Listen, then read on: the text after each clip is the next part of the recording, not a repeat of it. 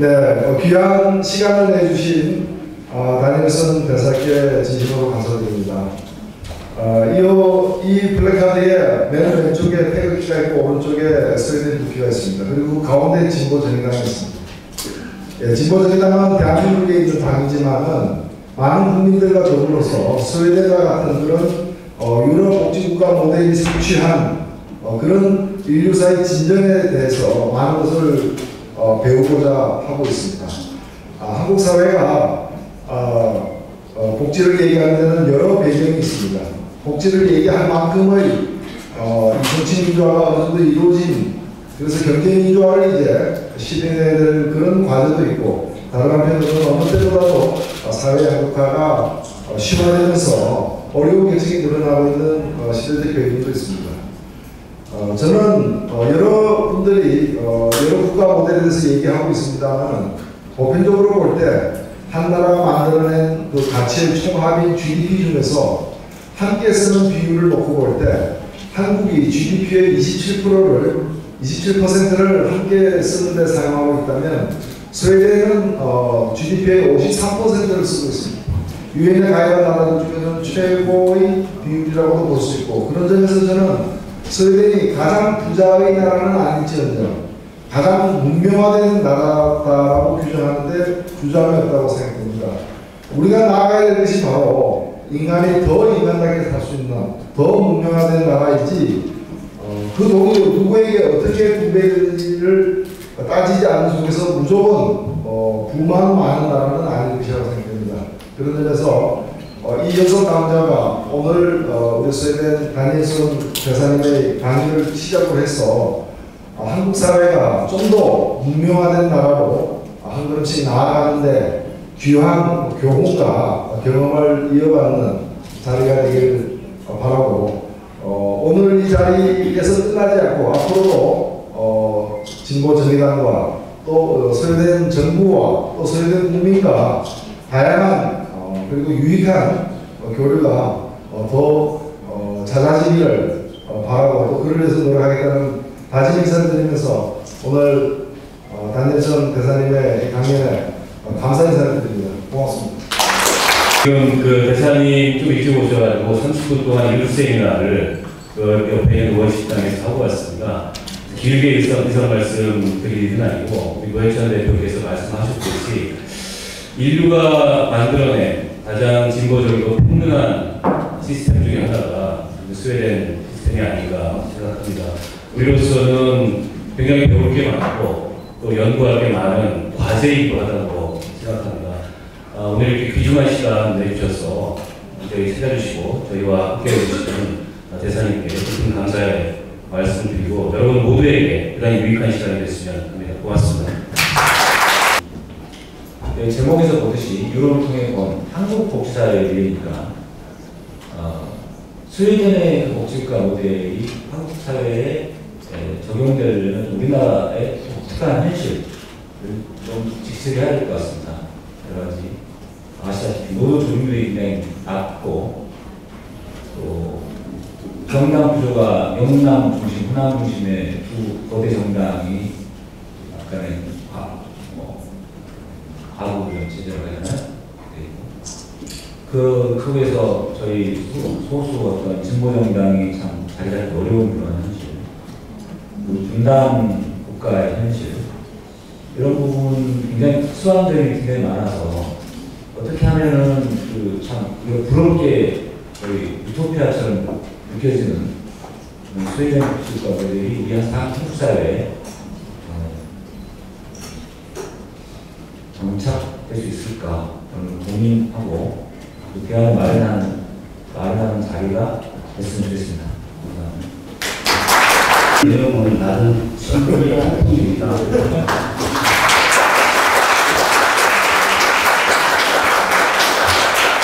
Dear friends, it is certainly an honor and a pleasure for me to be here this afternoon. It is a daunting task, a quite difficult task, to speak about one's own country with objective glasses on. I will try to give you some of my personal account of why Sweden has developed a welfare state of the kind that we have done. What constitutes a good society? Well, in my mind, and not only in my mind, but in the majority of Swedes' mind, I think there are 4 elements that are very essential.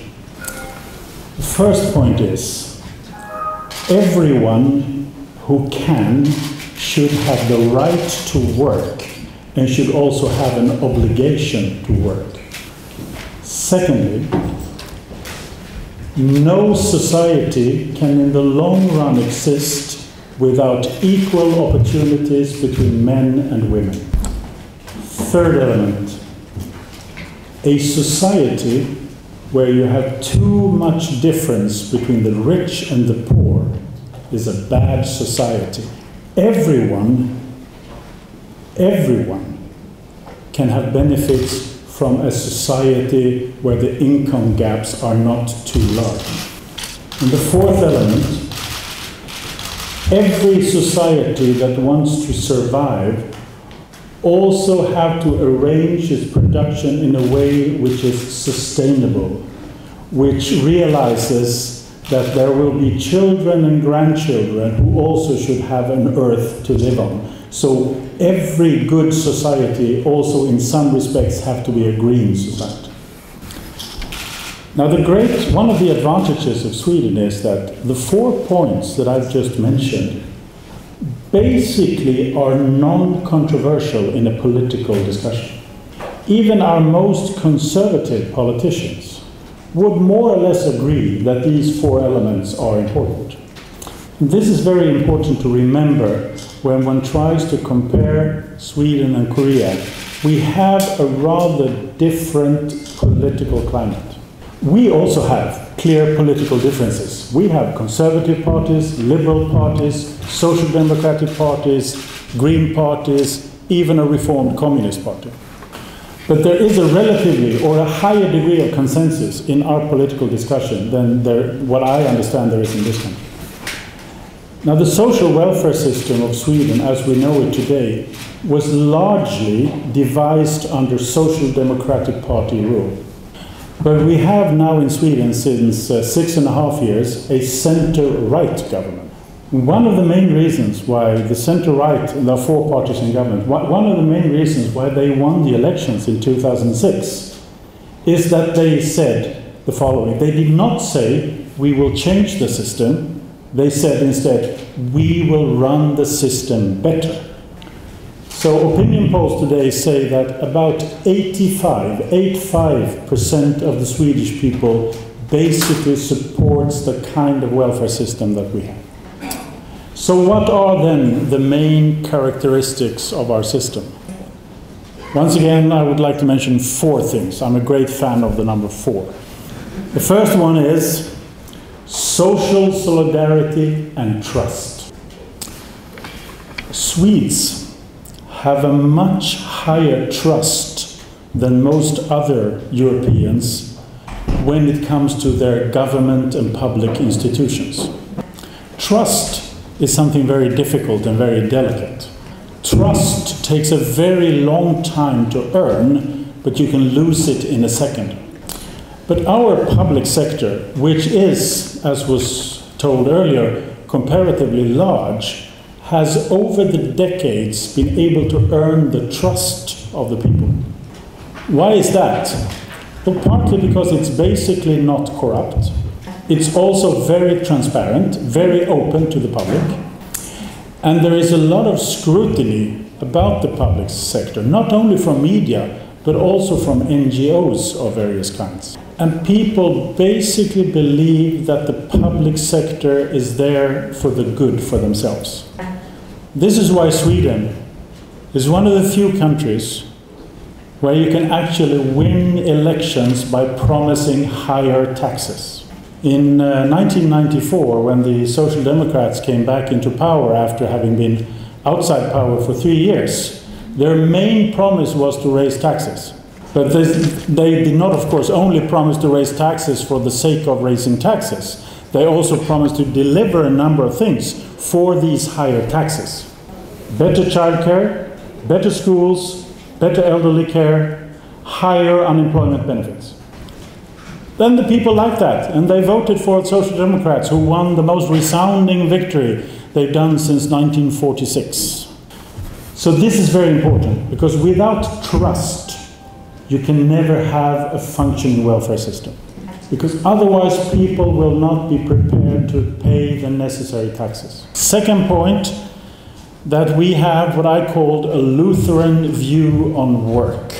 Sweden is not a very religious country, but we are all very much influenced by the thinking of Martin Luther from the 1500s. And Martin Luther said it's good to work and to work hard. So it is ingrained in the minds of the people that you are not a complete human being unless you have the possibility to work. And work is extremely important in any welfare state because work gives taxes. Not only income tax, but also the ability for people to pay sales tax. So this is why we have put a lot of work into trying to achieve a fair and efficient tax system. We pay more taxes than you do. I pay 42% of my salary in tax. Most Swedes would pay about 30% of their salary in income tax. But on the other hand, we do not have any wealth tax, we do not have any gift tax, we do not have any inheritance tax. I'll come back and explain that more. But our sales tax, our VAT, is much higher than in Korea. We pay 25% in sales tax on most of our things, excluding food, clothes, and books, where we pay 6%. Why have the government, and that was a social democratic government, why have we taken away the inheritance tax, the wealth tax, and the gift tax? That was because it takes so much work to collect those kind of taxes, and it gives relatively little in return. So we have concentrated all our efforts in trying to create a system where it is simple to pay tax. It should also be fair, yes, but the most important element is simplicity. So today, out of all taxes that are assessed in Sweden, 98.5% are actually collected. You may know that the corresponding figure in Korea is less than 70%. And this is extremely important because when you discuss a welfare system, you have to remember that it starts by ensuring that you have income. Otherwise, you cannot have a welfare system. The third element in our system, which may surprise you a little bit, is that it is based on strong individualism, a modern concept of family, and market mechanisms. The basic unit of Swedish society is the individual. It's not the family, it's the individual. And the key concept in our system is to maximize individual autonomy and social mobility.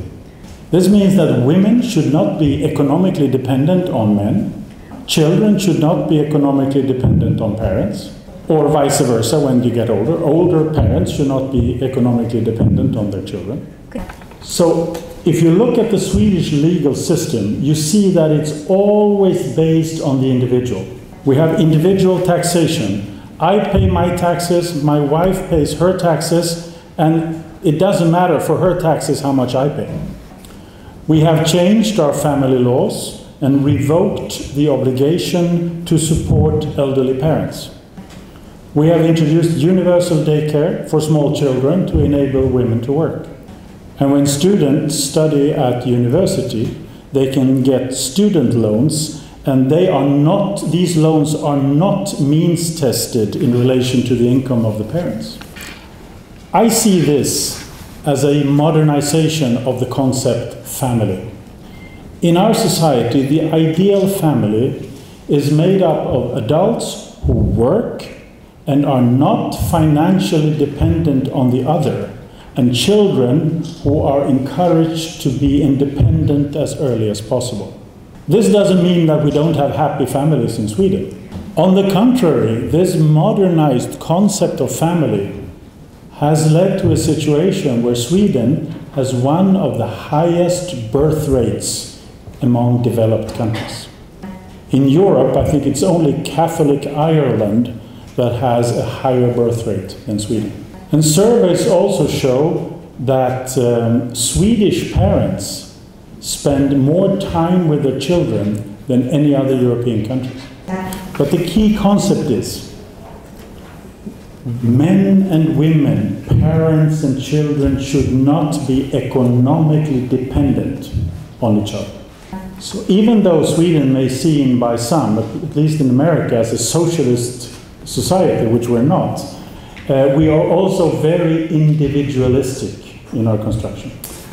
Another element of this is that we have always been very open to reform of our system. When the social welfare system started in Sweden, it was mainly provided by various forms of public institutions. But over the years, we've come to the conclusion that we can provide better service if also private alternatives and market mechanisms are used when it comes to providing welfare service. But a very important point in this is that even though we accept private alternatives, it is very important that it should not be a question of how rich you are, whether you can afford the social services. Today, almost 30% of Swedish primary and secondary school children go to private schools. But private schools are not allowed to charge tuition. The only income for the private schools is that they get a certain amount of money for each student that they have from the government. So this gives, in principle, everyone the possibility to choose between public school or private school, and that choice does not have to take into account how much money your parents have on the bank. Now, I should say that right now in Sweden there is a rather hot discussion on how much of private alternatives are good in a welfare state. There are those who believe that we have pushed the development towards using market mechanisms a bit too far. But the point is that the idea of giving alternatives and the idea of being pragmatic, how you run welfare services, that is widely accepted in the Swedish society.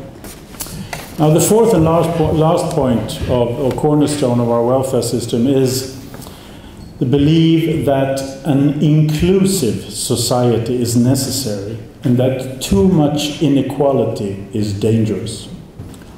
In principle, all Swedes agree there is nothing wrong to be rich. As long as you earn your money in a decent way, fine.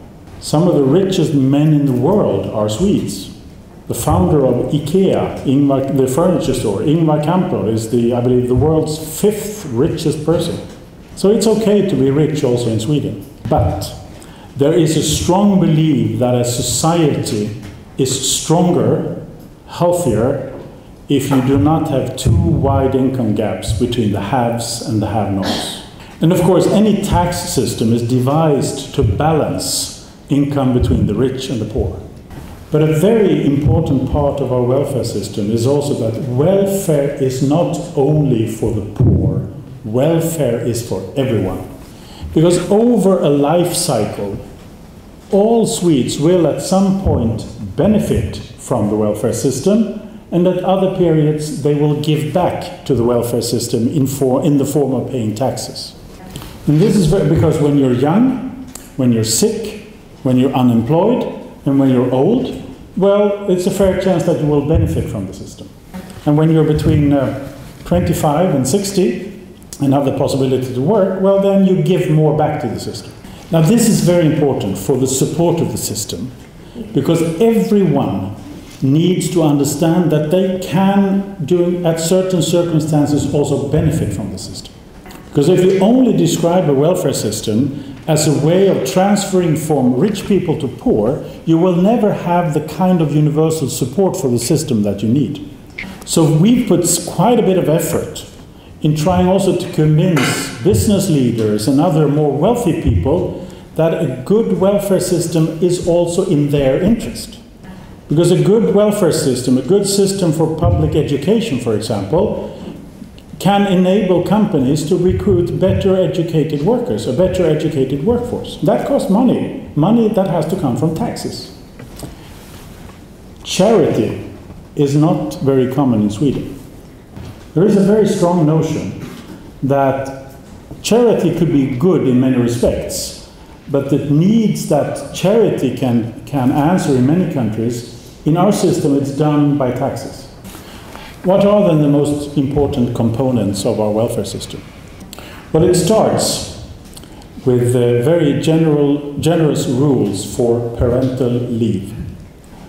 When a woman gives birth to a child, the family has the right to 18 months paid leave, with 85% of their normal salary. Out of these 18 months, the husband has to take 3 months. There is a law providing local government with the obligation to offer universal daycare for all children from 18 months to 6 years old. And that daycare should not cost more than the equivalent of about $200 per month. And this has led to that if you look at the Swedish labor market today, you have just about the same participation rate of men as for women. Around 80% of men and women between the age of 20 to 64 participate on the labor market. Another important component is a higher university education system which is free from tuition. Even though we have private primary and secondary schools, our universities are all public. And without tuition, and with the possibility I mentioned earlier of student loans, which are not means tested, basically everyone should have the ability to study at the university. Another important part of our system is a pension system which also is universal. The pension system, I won't go into the details, but it consists of two parts, where the public pension system gives everyone a guarantee of at least $2,500 per month. And then you get normally to keep about the same level, about 65% of what you earned when you finished working. That is basically what you get as a retirement benefit. Now, the interesting thing with our pension system is that it is now tied to the economic development of the country. It means that if our GDP increases with 3%, pensions will increase with 3%. But it also means, as it did in 2008, that when our GDP goes down, we had a negative GDP growth in 2008, pensions will also be reduced. And this is both economically necessary, but it also means that people understand why you need growth. So is it a utopia that I have described? Aren't there any problems in Sweden? You have just painted a rosy picture here. But there are problems, of course. Any system has its own problems. In order for our system to work, it requires a high level of employment and a willingness to pay high taxes. And there is some misuse of the system, yes, but it's relatively small. Another problem is, but it's also a challenge, is that a system like ours needs constant reforming, constant change, because society changes all the time. And that means that you cannot just once and for all think that you have just established the perfect system and then keep it as it is, because that will not work. But if I look on the overall picture, I can note that the Swedish system seems to work still quite well. We still have relatively small differences between the richest and the poorest. We still rank very high when various international institutions try to rank countries on whether they are business friendly or innovative friendly. So overall, people seem to be rather happy with the system. And of course, if you live in a country which is dark, cold in the winter, inhospitable in general, you need to have a good system in order for people to want to stay in that country. Nature has given us certain advantages. We're a relatively large country, geographically, with a small population. Is it possible for Korea to copy the Swedish system? Well, I think one should always be very cautious when it comes to transferring a system from one country to another. The Swedish system was to a large extent developed by ourselves. We didn't have anyone else to sort of follow, any pattern to follow by someone else. And I strongly believe that Korea has to develop its own system based on your traditions, your possibilities, your political situation. But I think the values that are so important in our system, they are universal. They should be applicable both to Sweden and Korea. That it's good and important to work, that men and women must have equal opportunities to contribute to society, that a good society is a society where you don't have too large differences between the rich and the poor, and that a good society is a society that produces things in a way which makes it possible also for our children and grandchildren to live on this earth. These things are universal. My humble hope is that also Korea, with this impressive history, but also somewhat difficult history, will be able to construct a system which also fulfills these 4 criteria. With the hard work and the diligence of the Korean people, I'm sure that that will be possible. Thank you very much for listening to the humble ambassador.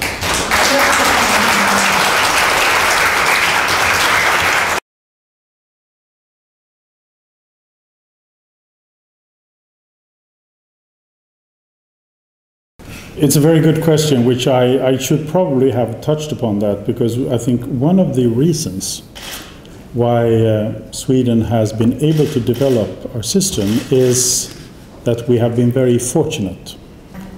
We have not been in war for more than 200 years. Our last war was fought with Russia, and we lost in 1809. That was the end of Swedish colonial rule, because they took Finland away from us. So we have, from that respect, been fortunate that we've been spared from the ravages of war. But we have still spent quite a bit of money, quite a large part of our public expenditure on defense. And that is because Sweden has never been a member of a military alliance. Whereas most of our neighbors in Europe are members of NATO, we have never been. We have always been non-aligned when it comes to military things. And this has forced us traditionally to spend more money than most others on military equipment and on defense. This was, of course, for historical reasons, because we managed to stay outside both the First and the Second World War. We tried at that time to stay neutral between Nazi Germany and Communist Russia. And the tradition to stay outside military alliances has remained very strong in our sort of the national mind ever since. So we should be very humble. Of course, the fact that we've been outside of wars for more than 200 years is a very strongly contributing factor to us being able to build the system that we have.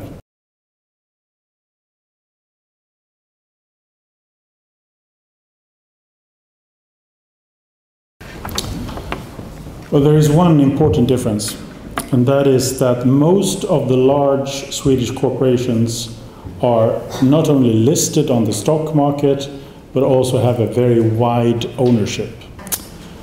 It means that, for example, Ericsson, our largest telephone company, the biggest shareholder is the pension fund that manages mine and other government officials' pensions.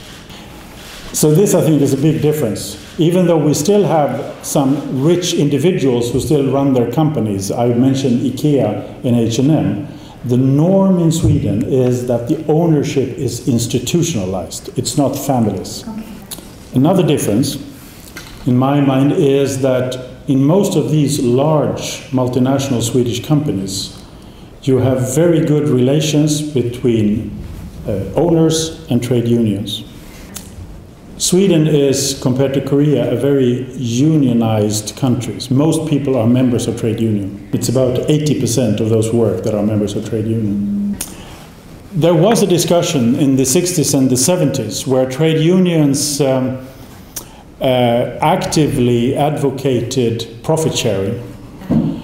They advocated at the time that a certain percentage of the profit should every year be set aside, and that that profit eventually would lead to the trade unions using that money to buy shares in the company. Now that idea was abandoned in the early 80s. Today one can say that in most of the large companies in Sweden there is a sort of a grand agreement between trade unions and employers. That includes giving reasonable wage increases according to the company's profits, but also more importantly, a place on the board of directors for trade union representatives. So on every Swedish large company's board of directors, you will at least have 2 or 3 trade union representatives. And this has meant that over the past 20 years, the number of strikes have been very low, because trade unions understand that a profitable company can also be good for them, and companies realize that a trade union and workers which are given reasonable benefits is also in their interest. So the overall situation on the Swedish labor market is quite a bit calmer than in Korea. Today, there are not that many strikes in Sweden, but those who occur are mainly in the public sector. So there are differences. The structure is similar, but there are important differences. Institutionalized ownership and a better worker-employer relation.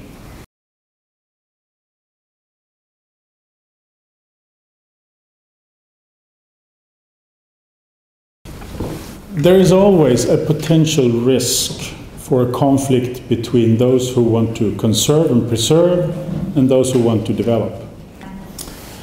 And as I've said, Sweden is very fortunate in many respects because we are geographically quite a large country.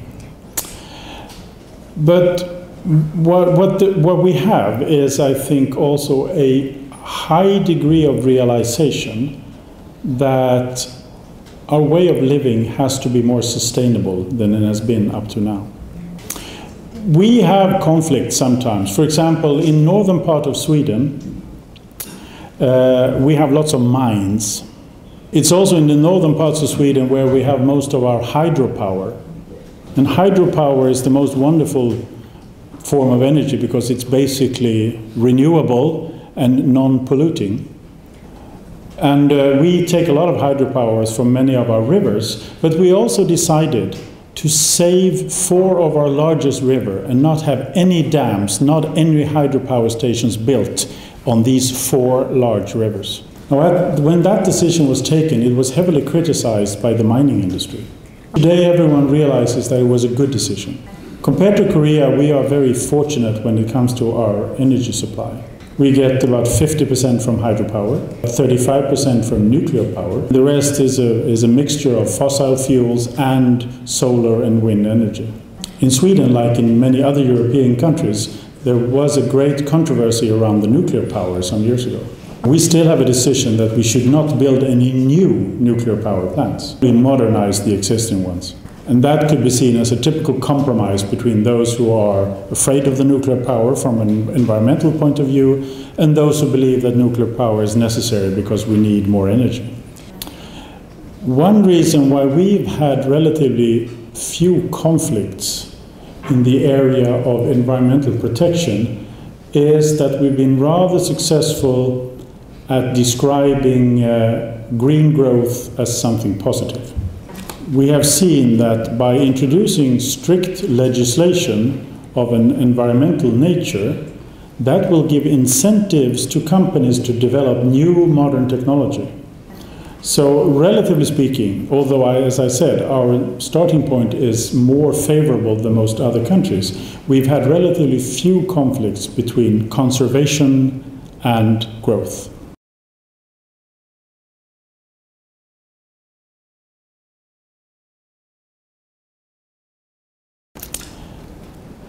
Sweden is a society that long has been characterized by a high degree of social mobility.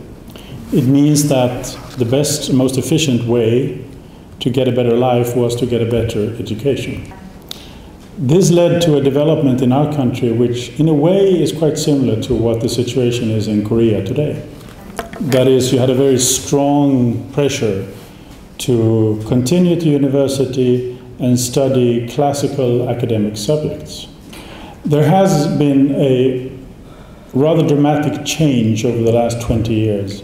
Today, about 48% of those who graduate from high school continue to what I would call a normal classical university. As you know, that is a considerably lower rate than in Korea. But what has increased is the number of people who continue on a more advanced vocational training. What we've managed to achieve to some extent is to give higher assessment, higher value in society to vocational training. Take, for example, Volvo, our largest car manufacturer. Volvo normally recruit people directly from high school, 18 years old. But what they start is to basically offer a 4-year academic course in how to manufacture a car. You don't have to read Latin or mathematics, but it's basically a university exam that you get, but with one big difference: you're getting paid. When you're finished, you basically have an engineering exam. This has meant that for many young people, they rather choose a more of a vocational type of training after high school, knowing that that will give them a job, rather than to go to a university and read philosophy or French or something else, which may or may not give them a job. The crime rate in Sweden is one of the lowest in Europe. We have a rather strong social fabric in society, which means that crime is, relatively speaking, not so common. What we have, though, which you do not find in this country, is a too high degree of what I would call unprovoked violence. If you visit a Swedish prison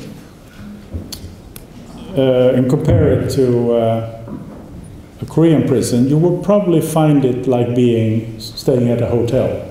Our whole prison system is very much focused on rehabilitation and getting people back into society again.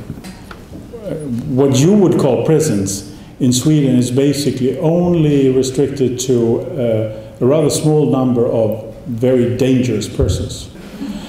A problem, which is a reality but also quite difficult to discuss, is that about 40% of those who are in Swedish prisons today are not Swedes, or in fact they are not born in Sweden. We have, comparatively speaking, over the past 20 years, have a very high influx of people from other countries. Mainly because we have received refugees from a number of war-torn areas. We have not always been successful in integrating these people into our society. And unfortunately, quite a few of them have instead devoted their time to criminality. Basically because we have not been able to offer young people coming from these areas jobs. This is one of the real challenges for Sweden for the coming years, to handle this situation. Up till now, we have not been very successful. If you look at sexual crimes, Sweden is one of the few countries where, well, prostitution is not illegal, but it's illegal to buy sex. Prostitution has decreased dramatically because of this. And that trend will hopefully continue. We've also been relatively successful in combating crimes against homosexuals and bisexuals, which used to be a big problem in our society. But now there is a much greater tolerance in Sweden when it comes to these things. I note with great satisfaction that the membership in the youth leagues of all Swedish political parties is now increasing. I think more and more young people in Sweden realize that the only way to influence society is to work politically. We had a period in the 80s and the 90s where political parties lost many of their members. Most young people during that period engaged themselves not in political parties, but on individual issues, anti-nuclear, pro-environment, things like that. That was very good. I think that was an important way of showing engagement. But if you really want to influence a society, you have to look at the big picture. And in a democracy, the best way to try to influence the future is, of course, to engage oneself in a political party which works along the ideological lines that you believe in. And I note that one of the positive effects of our welfare system is that people have time to engage themselves politically. They work, yes. They spend time with their family, yes. But they also have time to attend political meetings, participate in political discussions. And that's absolutely crucial, because without politically committed and interested people, democracy will disappear. On that happy note, ladies and gentlemen, I am extremely honored that I was invited to come here this afternoon. It has been a pleasure and an honor to meet you. I hope that I've given you a little bit of inspiration from my own humble country, and I wish you all the best in your important work to create a better and a stronger Korea. Thank you.